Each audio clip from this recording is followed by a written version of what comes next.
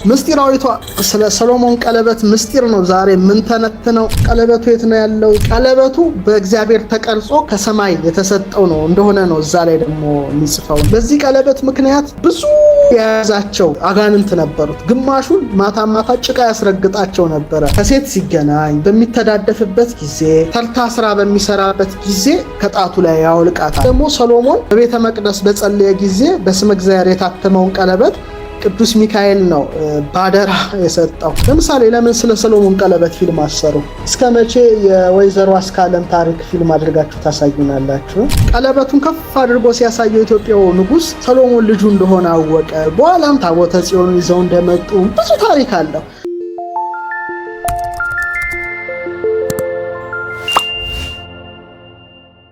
ምስጢራዊቷ ስለ ሰሎሞን ቀለበት ምስጢር ነው ዛሬ ምን ተነተነው። ሰሎሞንን ስናነሳ በጣም የምትገርም የሰሎሞን ቀለበት አለች። ስለዛች ቀለበት ነው ዛሬ ውይይታችን የሚቀጥለው።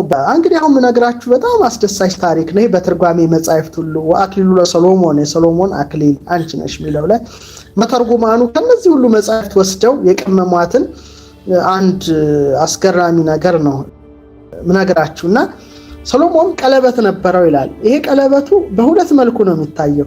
ሊቃውንቱ ምን ይላሉ? ያክንት ከ12ቱ የከበሩ ማዕድናት ባለፈው ነግሬያቸዋለሁ። እነ ክርስጵራስስ፣ እነ ኬልቄዶን፣ እነ ያክንት፣ እነ ሰንፔር የኢየሩሳሌም ሰማያዊት መሰረቶች፣ እነዚህ እንቆች በጣም ከባድ ኃይል ያላቸው ናቸው እና ከነዛ መካከል በያክንት የተሰራች ናት ያቺ ቀለበት ይላል እና ጉግል ለማድረግ አይቼ ነበረ። የተለያየ ቅርጽ እያየው ነበረ ዛሬ እና በኢትዮጵያ ሊቃውንት ግን እንቆ ያክንት የሚል አንድ በጣም ህብሩ ሰማያዊ በሆነ ማዕድን የተሰራ በእንቁ የተሰራ ቀለበት ነበረው ነው የሚለው እና ይህ ሰሎሞን እዛ ላይ የእግዚአብሔር ስም አጽፎበትና ጣቱ ላይ አድርጎ ነበር የሚል ነው አንደኛው። ሁለተኛውን ሶስተኛውን ነግራቸዋለሁ እና እቺ የያክንት ቀለበቱ በጣም የሆነች ግርማ ሞገስ ኃይል ፓወር ኢነርጂ ነበራት ነው። በመሰረታዊ ማዕድን ከባድ ኃይል አለው። በዛ ላይ ደግሞ የእግዚአብሔር ስም አለባት ሁሉም ማድረግ የሚችለው ዓለማትን በቃሉ የፈጠረው። ስለዚህ በጣም ትዕምርተ መንግስቱ የመንግስቱ ምልክት ነበረች እና ኃይለኛ ትልቅ ግርማ ሞገስ ነበረው ብለው ነው መተርጉማን የጻፉት እና እነዚህ ይሄ እዚህ ላይ ምን ይላል? ይህ ሰሎሞን እንግዲህ ይችን ቀለበት የእግዚአብሔር ስም ስላለባት አንበሳ መደብ ለመቀመጥ ሲወጣ፣ አንበሳ መደብ ግን ምን ማለት ነው? እስቲ መልሱልኝ።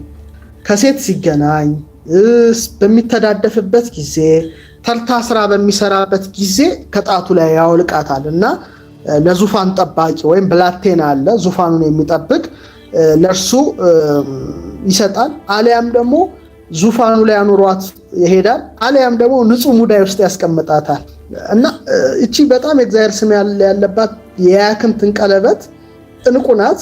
ስም እግዚአብሔር አለባት። ስለዚህ ዙፋኑ ላይ ያስይዛታል እና አንድ ቀን ይላሉ ሰሎሞን አንበሳ መደብ ምን እንደሆነ ቅድም ነግሬያቸዋለሁ ለመቀመጥ ሲወጣ የያክንት ቀለበቱን በዙፋኑ ላይ አኑሯት ወጣ ይላል።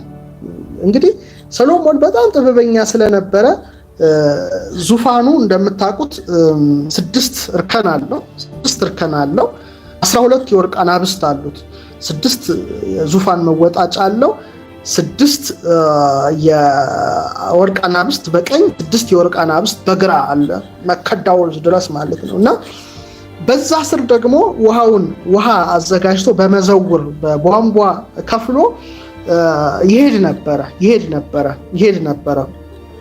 ስለዚህ እንደዛ ውሃውን እያየ ይደሰት ነበረ ሰሎሞን እና ምን አደረገ? ቅድም እንደነገርኳችሁ ያችን ቀለበት ዙፋኑ ላይ አስቀምጧት ይሄዳል አንበሳ መደብ ሲወጣ። ከዛ እንግዲህ ሰይጣን በጣም ተንኮለኛ ነው። የእግዚአብሔር ስም የተጻፈበት ስለሆነ ቀለበቱን መንካት አልቻለም። መንካት ስላልቻለ ከነምንጣፉ አንስቶ በዙፋኑ ስር በሚሄደው ውሃ ውስጥ ቀለበቱን ይወረውረዋል፣ የሰሎሞንን ማለት ነው እና ወቀለቦ አሳ ይላል። አንድ አሳ ቀልቦ ቀለበቱን ውጧታል ይላል። በጣም ቀለበቱን ውጧታል። ከዛ በኋላ እንግዲህ ይሄን ለብሶ ሰሎሞንን በመፍሰል ዙፋኑ ላይ ተቀመጠ። እንግዲህ ሰሎሞንን መስሎ ነው፣ ሆኖ አይደለም መስሎ ነው እና ዙፋኑ ላይ ተቀመጠ። በኋላ ሰሎሞን እንግዲህ ከዛት ሲመለስ ደጅ አጋፋሪ ያለ እንደምታውቁት የቤተ መንግስት ስርዓት በጣም የጥንቱ አንድ ቀን ነግራቸዋለሁ። የጥንት የቤተ መንግስት ስርዓት ምን ይመስል እንደነበረ አንድ ንጉስ ሲነክስ ምን አይነት ስርዓት ይፈጸም እንደነበረ በጣም ይገራርሙ ነገሮች አሉ። ወርቅ እንዴት ይበትን እንደነበር እነዚህ ነገሮች ኢንተረስቲንግ ናቸው።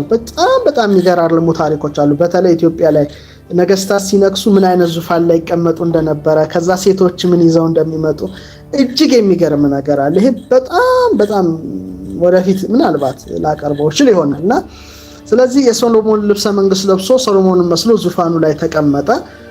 እንግዲህ ደጅ አጋፋሪ ያለ፣ ዙፋን ጠባቂ ያለ፣ ስለነዚህ ማዕረጎች ሁሉ አንድ ቀን አጫውታቸዋለሁ። ምን ማለት ነው ራሱ ዙፋን ጠባቂ፣ ደጅ አጋፋሪ ራሱ ምን ማለት ነው? እነዚህ ቢትወደድ፣ ደጃዝማች፣ ቀኛዝማች፣ ግራዝማች የሚባሉት ነገሮችን ወደፊት በጣም ይሄን ትርጉም ኢትዮጵያውያኑ ቢያውቁ ኖሮ የውጭ ሀገር ስም ኮርልጆ አይመጡም ነበረ። ምንም ማድረግ አይቻልም።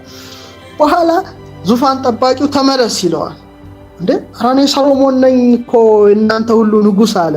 ዝም በል ስንት ሰሎሞን አለ? ሰሎሞን በዙፋኑ ተቀምጧል፣ ተመለስ ብሎት ያው ሰሎሞን ከቤተ መንግስቱ በሐዘን በለቅሶ ወጣ እና በገዛ በሚገዛው ከተማ ለማኝ ሆኖ ተመጽዋች ሆኗል ይላልና እና ሊቃውንቱ ደግሞ ኢትዮጵያውያኑ ሲጨምሩበት ሰሎሞን ለዚህ ያበቃው ምንድነው ሲሉት ከለታት ባንዳቸው አንድ የራበው ሰው በከተማው ሲለምን ሰማና ይህ ሰው ምንድነው አለ። ርቦት ነው አሉት። እንዴ ረሃብ ምንድነው ብሎ ሰሎሞን ጠየቀ። ረሃብ ምንድነው? ምንድነው ረሃብ ራሱ? ልክ አላውቅም የምን ልዕልት እንደሆነች አላውቅም እና ረሃብ ተርቧል፣ ህዝብ ተርቧል ሲላት ለምን ኬክ አይበላም ማለት። ረሃብ ምንድነው? ቀንዳለው ይዋጋል፣ ጅራት አለው ይጋረፋል። ረሃብን አሁኑኑ አምጥታችሁ አሳዩኛል እና እግዚአብሔር ደግሞ ትዕቢት ስለማይወድ ሊቀጣው እና ሊያስተምረው እንደሆነ ነው ያው መተርጉማኑ የጻፉልን። እንግዲህ ሰሎሞን ረሃብን ሊያቅም አይችልም። አንደኛ የንጉስ ልጅ ነው። ሳይጠማው ይጠጣል፣ ሳይርበው ይበላል። ከአዳራሽ ወደ እልፍኝ፣ ከእልፍኝ ወደ አዳራሽ በሞግዚት በማር በወተት አድጓል። በኋላ ነክሷልና ረሃብን ስለማያቅ እግዚአብሔር ረሃብን ሊያስተምረው ነው ብለው ይናገራሉና ያ እንግዲህ ሰሎሞንን መስሎ በዙፋኑ የተቀመጠው እንግዲህ ሰይጣን ልቡሰ ስጋ ጋኔን ይሉታል። እጅ ቢነሱት አይመልስም፣ ፍርድ አይሰማም፣ አይተችም። ንጉስ ከሆነ ይፈርዳል፣ አዋጅ ያወጣል፣ ይደነግጋል፣ ፍርድ ይሰማል እና ምንም ሊመልስ አልቻለም እና ግራ ገባቸው ቤተ መንግስት ውስጥ ያሉት እና በዘመናቸው ሳቤላ ኤልዳና ወደምትባል ነብይት ሄደው ጠየቁ ነው የሚለው እና የሰሎሞን ነገር ቸገረን፣ እጅ ቢነሱት አይመልስ፣ ፍርድ አይሰማ፣ አረ ግራ ገባን አሉት እና ብለው ሲጠይቋት እሷም ይሄን ሲሰማ ቀዳም ሰሎሞን መጽሐፍ ያስነብብ ነበረ። ዳግም ህግ ኦሪት ዘዳግም ያስነብባልና እስቲ መጽሐፉን በፊቱ ዘርጉና ንባቡን እያልከሰከሳችሁ እያጠፋፋችሁ አንብቡ። ሰሎሞን የተማረ ስለሆነ አያስችለውም፣ ንባቡን ያርማችኋል፣ ይመልሳችኋል አለቻቸው። እንግዲህ ስለ ንባብ አንድ ነገር ብነግራችሁ ደስ ይለኛል። እንግዲህ ጥንት በንባብ ቤት በጣም የግዕዙ ትምህርት በጣም ደስ የሚያሰኘው ነገር ወዳቂ ንባብ አለ፣ ተጣይ አለ፣ ሰያፍ አለ። በግዕዙ አነባበብ በሄብሩም ራሱን የቻለ አሌፋት አላቸው። አሌፍ፣ ቤት፣ ጊሜል፣ ዳሌጥ፣ ሄ፣ ዋው፣ ዛይ፣ ሄት፣ ጤት፣ ዮድ፣ ካፍ፣ ላሜድ፣ ሜም፣ ኖን፣ ሳምኬት፣ ኤ፣ ፌ፣ ጻዴ፣ ቆፍ፣ ሬስ፣ ሳንታው ይሄ አሌፋቱ የነሱ ናቸው። ንባብ የራሱ አነባበብ አለው፣ የኛም የራሳችን አነባበብ አለ። አንድ ስለ ንባብ ሳስብ አንድ የተማረ መሳይ ግን ያልተማረ ሰው ደጀ ሰላም ድግስ ለመብላት ስላሰበ አንድ ቀን ልክ እንደ ሊቅ መስሎ የሊቅ ካባ ደርቦ ይመጣል ይባላል። የአብነት ትምህርት ቤት ጨዋታ ነው። በኋላ እንደ አለባበሱ ምኑ ጭራውን ይዞ ሲታይ በጣም ትልቅ ሊቅ የመጣ መስሏቸው የቆሎ ተማሪዎች የሮጡ የአብነት ተማሪዎች ጉልበቱን ስመዋል ምናምንና የኔታ በረከቱ ይደርብን ከየት ነው የመጡት? አረ ከርሶ ልንማር እንፈልጋለን ምናምን ይላሉ። ሰውየው ንባብ እንኳን ማንበብ አይችልም። ያው ለድግስ ብሎ ነው ያልፍስ የለበሰው እና አንዱ ተማሪ ቀና ብሎ ሲያየው መዝሙረ ዳዊቱ ዘቅዝቆታል። ያ ሰው ዘቅዝቆት ነው ንንንንን የሚለው ውሸቱን ማለት ነውና ደነገጠና አረ የኔታ መዝሙረ ዳዊቱን እኮ ዘቅዝቀውታል ሲለው እና ታዲያ ቢዘቀዘቅስ ትን ብሎት አይሞትም ሰው አይደለ ቀለሙ ብሎታልና እንደ አይነት አታላዮች አሉ፣ አጭበርባሪዎች እንዳለ ያሳውቃል። ንባብ በጣም ወሳኝ ነው እና አንዳንዴ መጫወቻታ ጥሩ ነው ብዬ አስባለሁ። ሌላው ደግሞ አንድ ንባብ ጥሩ ያልተማረ ሰው ነበር ይባላል እና ሁሉ ጊዜ የኔታ ያርሙታል። አስተካክል፣ ይሄ ንባብ ሰያፍ ነው፣ ይሄ ንባብ ወዳቂ ነው፣ ይሄ ንባብ ተጣይ ነው እያሉት የንባብ ስልቶችን ሲያሳዩት ሁሌ ይበሳጫል። ሁሉ ጊዜ የኔታ እያረሙኝ ነው። ስለዚህ እኔ ከዚህ በኋላ በቃ እስከ መቼ እንደዚህ በሰው ፊት ያስቁብኛል? ቆይ አሁን ንባቡን ሊያርሙኝ ሲሉ በትልቅ የወይራ ፍልጥ ወገባቸውን ነው ምላቸው ብሎ ትልቅ ወይራ ቆርጦ ከጫካ ይሄዳልና እዚህ ውስጥ ነጠላ ውስጥ አደረገ። እንግዲህ አስቡት፣ የወይራ ክትክታ ነው ያዘው። እንግዲህ መቼም ወዳጅ አይጥፋ ነውና አንዱ አረ ዛሬ የኔታ ይጠንቀቁ፣ ያ ንባብ ያልተማረው ሰው ሲያርሙትም መታረም ያልቻለው ሰው ዛሬ ስተቴን ይንገሩኝና በትልቅ የወይራ ፍልጥ አናታቸውን ነው እዛው ባሉበት ምላቸው ብሎ ትልቅ ወይራ ቆርጦ ይዟል አሏቸው። አሃ ነው እንዴ ብለው ሰምተው ዝም ይላሉ። መጨረሻ ላይ ገባ። እንግዲህ ማርያም የሚለው ቃል ተጣይ ንባብ ነው። ከፍ አድርጎ ማርያም ያለ ማንበብ ጀመረ፣ ከፍ እያደረገ ወደ ሰያፍ ምናምን አድርጎ። ከዛ በኋላ የሱ ጓደኞችም ያው እንዲመቱ ስላሰቡ የኔታ ያርሙት እንጂ ይላ ጸጥ አለው። እሱ ራሱ አሁንም እያበላሽ ያነብና የኔታ ያርሙኝ እንጂ ሲላቸው እሳቸው አይ በጣም ጥሩ ንባብ ነው ያነበብከው፣ ንባቡ ውስጥ ወይራ ነው ያስኬዳል አሉት። ገብቷችኋል? ውስጥ ወይራ ነው ማለት ወይራ ይዛሃል፣ የወይራ ዛፍ ይዛሃል ልትመታኝ ነው ማለታቸው ነው። ውስጥ ወይራ ነው ሲሉት እሱ ትክክል ነው ያሉት መስሎት ዝም ብሎ እያበለሻሸ ጨረሰው ይባላልና ይገርማል። እነዚህ ነገሮች ናቸውና ሰሎሞንም ንባብ ያስነብብ ስለነበረ እስቲ አበላሽታችሁ አንቡት። በቃ እውነተኛ ሰሎሞን ነው ወይስ ሌላ ሰሎሞን? ፌኩ ሰሎሞን አይታወቅም። ሰሎሞንም መስሎ ነው ልብሱን ለብሶ የተቀመጠው ያ ሰይጣን። በኋላ ንባቡን እያበላሹ ሲያነቡ አያረማቸው፣ አይመልሳቸው። በቃ ሰሎሞን እንዳልሆነ አወቁ። ግን ምን ያደርጉ? ጊዜ ግለጠው ብለው ያን የሰሎሞንን ልብስ ለብሶ ሰሎሞን መስሎ የተቀመጠውን ጋኔል ዝም ብለው እንግዲህ ሁኔታውን መጠባበቅ ቀጠሉ።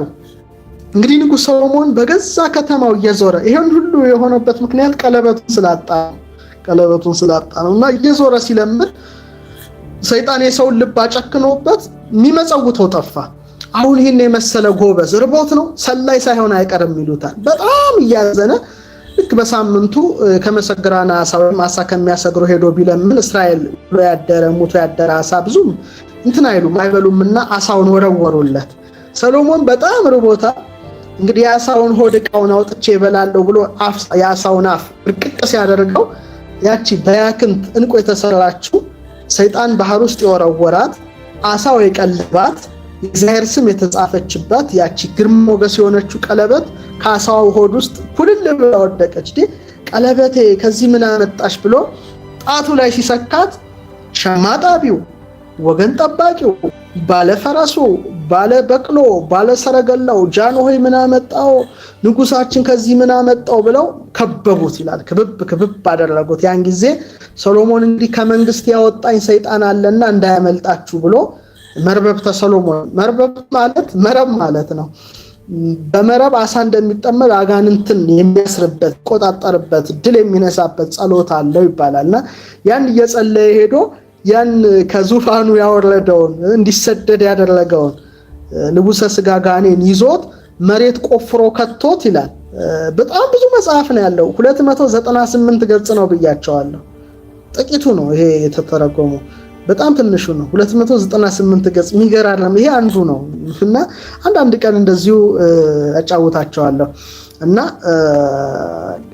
እንዳይወጣ መርበብተ ሰሎሞን ወይም የሰሎሞን መረብ በሚባል ስመ አምላክ ደፈነበት አተመበት ይላል። በቃ ተቆለፈበት ማለት ነው። ተቆለፈበት። በዚህ ቀለበት ምክንያት ብዙ የያዛቸው አጋንንት ነበሩት። ግማሹን ማታ ጭቃ ያስረግጣቸው ነበረ፣ ግማሹን ውሃ ቀጅ ያደርጓቸው ነበረ። ወደ 300 ይጠጋሉ ይላልና በኋላ ወደ ህንድ አስሮ አግዟቸዋል ይባላል። ይሄ ራሱን ችሎ ነው እና እንግዲህ ይሄ መርበብተ ሰሎሞንስ ኔት ይባላል። ቅድም ብዙ መጻሕፍትን የጠቀስኩላችሁ መጀመሪያ ላይ ነበራችሁ። ማህተመ ሰሎሞን ይባላል ወይም ዘ ሲል ኦፍ ሰሎሞን ይሉታል በመባል ይታወቃል። እንግዲህ ይሄ እነዚህን ሁሉ ያሰረበት መረብ ወይም ወጥመድ በኢትዮጵያ በተለይ ስክሮልስ ላይ ጥቅሎች ላይ ብዙ ታገኛላችሁ። በጣም ብዙ በተለይ ደግሞ ኢትዮጵያውያኑ በሳሉባቸው ውስጥ ደግሞ በጣም በርካታ ጥናቶች ይደረግባቸዋል። በባህር ማዶ ምሁራን ከኛ ከኢትዮጵያ ያጠና ላየው ምን ሊኖር ይችላል ግን አላቅም እና በኢትዮጵያ እነዚህ ስክሮልስ በዚህ ላይ በተሳሉ ስራዎች ላይ ብዙ ጥናቶች ግን እንዳሉ አንድ ትልቅ መጽሐፍ አለኝ ከባህር ማዶ ያመጣሁት፣ እዛ ላይ ተመልክቻለሁ። በሚገርም መልኩ አጥንተውታል። እንዳጋጣሚ አጠገቤ የለም። እዛ ላይ ብዙ ማግኘትና ማየት አይችያለሁ። በተለይ ዋሽንግተን ዲሲ ሰሜን አሜሪካ በነበርኩበት ጊዜ ካቶሊክ ዩኒቨርሲቲ ኦፍ አሜሪካ በዚህ በጣም ሪች ነው። ወደ 400 ይጠጋል ስክሮልሱ ጥቅሉ የኢትዮጵያ ጥቅሎች ማለት ነው። እነዛ ጥቅሎች ብዙዎቹን ሳያቸው ይሄ የሰሎሞን የዘጋባቸውን ስዕል ተመልክቻለሁና ምን ያህል ጥናት እየተጠናባቸው እንደሆነ ነው ማስበውና ምናልባት ወደፊት የኛ ያሁን ተተነው እንግዲህ ኔክስት ጄኔሬሽን የጥናትና የምርምር ወቅት ሊመጣ ይችላል ብዬ አስባለሁ። የሚቀጥለው ትውልድ አሁን እንኳን የጭቅጭቅና የነገር የጥናት ማዕከሎች ቢከፈቱ ነው እንጂ ይሄ የእውቀት ጥናት ማዕከል እንግዲህ ምናልባት ጊዜ ሊፈጅ ይችላል እና ይህ ትውፊት ኢትዮጵያ ብቻ አይደለም። በእስራኤል አለ፣ በባቢሎን ታልሙድ አለ፣ በግሪክ አለ፣ በግብጽ አለ፣ በሌሎችም ትውፊት ሁሉ ይሄ ሰሎሞን ቀለበት ይታወቃል። እንግዲህ ሌሎች ሀገራት ምን ይሉታል? አንዳንዴ ማህተመ ሰሎሞን ይሉታል፣ ዘ ሲል ኦፍ ሰሎሞን አትሞባቸዋል። ህልቀተ ሰሎሞን ይባላል ወይም ሪንግ ኦፍ ሰሎሞን ይባላልና እንዴት አድርጎ እንደገዛ ይህ ብቻ ሳይሆን የወፎችን ቋንቋ የአራዊትን ድምጽ ሁሉ እንዴት በዛ ምስጢር እንዳወቀ ሰፊ ነገር ነው የተጻፈው። በተለይ በጂዊሽ ኢንሳይክሎፒዲያ በተለይ የአይሁድ መዝገበ ጥበባት ወይም ጂዊሽ ኢንሳይክሎፒዲያ አለ። የኢትዮጵያ ኢንሳይክሎፒዲያ አለ፣ ታውቃላችሁ? የኢትዮጵያ ኢንሳይክሎፒዲያ ከኤስ ከዜድ ጀርመኖች የሰሩት ማለት ነው። ከኤስ ከዜድ በ5 ቮሊዩም መሰለኝ በ5 በ4 አለኝ።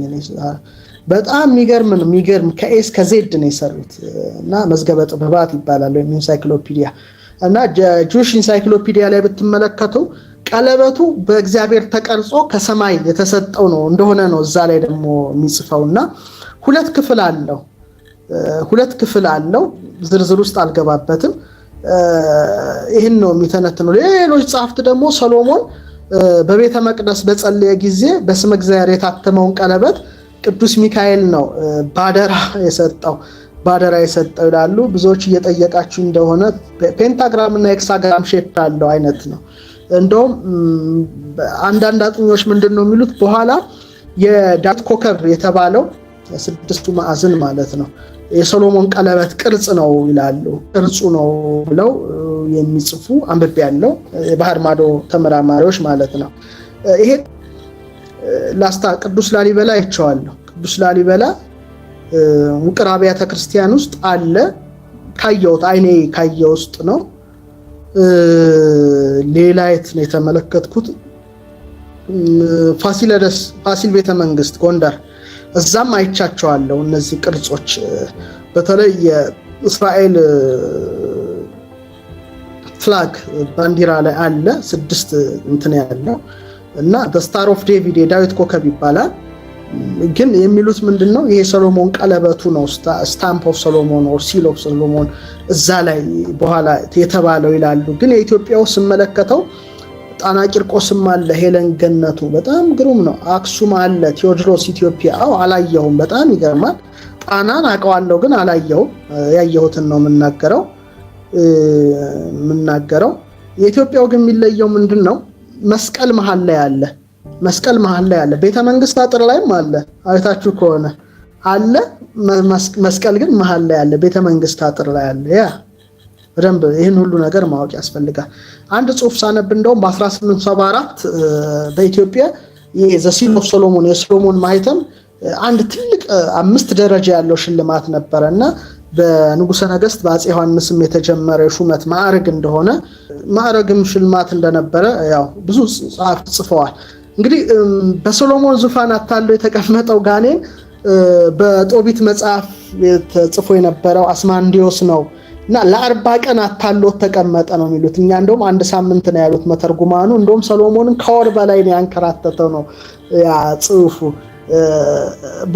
የሚገርም ነው። እና እነዚህን በቀለበቱ የገዛቸውና ያሰራቸውን መናፍስት ብዛት ደግሞ የኛዎቹን መተርጉማን ወደ 300 ሲያስጠጉት፣ የሌሎቹ ጸሐፍት ደግሞ ሳነባቸው ወደ 72 ነበሩ። እንዴት እንዳሰራቸው ከነስማቸው ከነግብራቸው ከነስዕላቸው በዝርዝር ነው የተጻፉት። በዝርዝር በሌሎቹ ጸሐፍት ቢያንስ ወደ 298 ገጾችን በዚህ ዙሪያ አንብቤያለሁ እስከማውቀው ድረስ እና ስማቸው ምን ያህል ተንኮለኞች እንደሆኑ በጣም ያጋንንት ስራ ክፉና በጣም ጨካኝ እንደሆኑ የምታውቁት ይህን መጽሐፍ ሳነብ ነውና እንዴት መጥፎች ነበሩ። እንዴት ሰሎሞን እንዴት በጣም ሰፊ ነው ዝርዝሩና ይጽፋሉ። ስለዚህ ከሰሎሞን ደግሞ ከጥንት ጀምረው እንዴት ሰውን ያስቱበት እንደነበረ ሲጠይቃቸው እንዴት መልስ ወደ 5 6 7 መጻሕፍት ነው የነገርኳችሁ ታውቃላችሁ።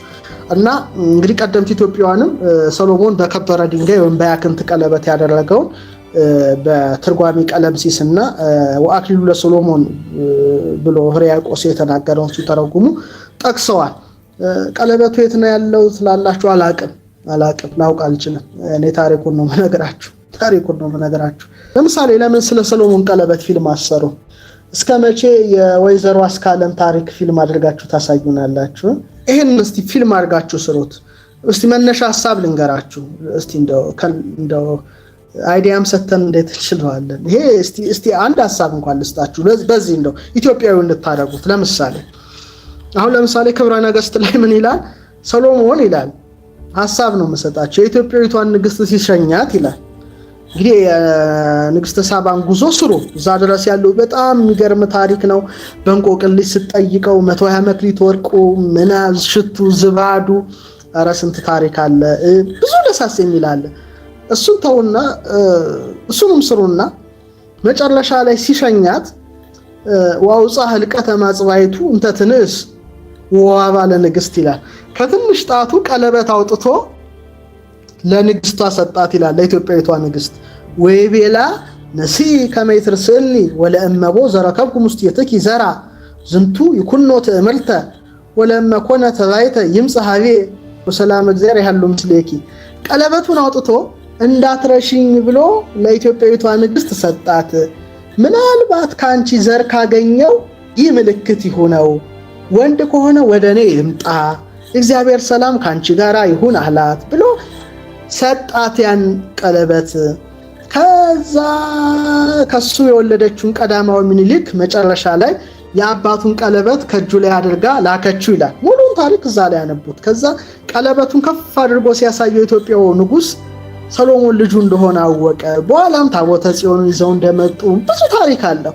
ምን አለ ይሄንን እንኳን ብትሰሩት። ከዛ ከትውልድ ወደ ትውልድ ሲተላለፍ አንድ ቦታ ሲቀመጥ ያን ቀለበት ለመውሰድ ሰዎች የሆነ ካራክተር ቅጠሩ ሲመጡ ሲያጡት መጨረሻ ላይ እዚህ ኢትዮጵያ ሲኖር እንደ አይነት ነገር መስራት እንዴት ያቅተናል በጣም እና አሰልቺና አድካሚ ነገር ባሰሩ እመኛለሁና እንደ አይነት ሐሳብ እስቲ የተጻፈን እንኳን ማውጣት እንጂ እድሜ ልክ ስለ ሴትና ስለ ወንድ በጣም ራሱ አለመሰልቸቱ ራሱ እኛ ሆነ እንጂ ምን አይነት የሚቀጥለው ትውልድ ሊያየው አይችልም። እኛ መቼም ጥንቱ አላውቅም። ለማንኛውም ግን እንደዚህ ብሰሩ እና ስለ ሰሎሞን ቀለበት ቆይታ ይሄን ይመስል ነበረ። በያላችሁበት በጣም ነው ማመሰግነው። ኢትዮጵያን ከሚወዱ አይምሯቸው ሰፊ ጥበብ፣ እውቀት አመክንዮ ከገባቸው ሰዎች ጋር ብቻ ጊዜያችሁን ፍጁ። ከዛ ውጪ በፍጹም እመክራችኋለሁ። ሰላም ደሩ፣ ሰላም አምሹ። ይሄን የሰማችሁትን እንግዲህ ያጣጣማችሁ ዘና እያላችሁ የሰላም አዳር እመኛለሁ። ሰላም ደሩ፣ መልካም አዳር ይሁንላችሁ። ሰላም ቆዩ።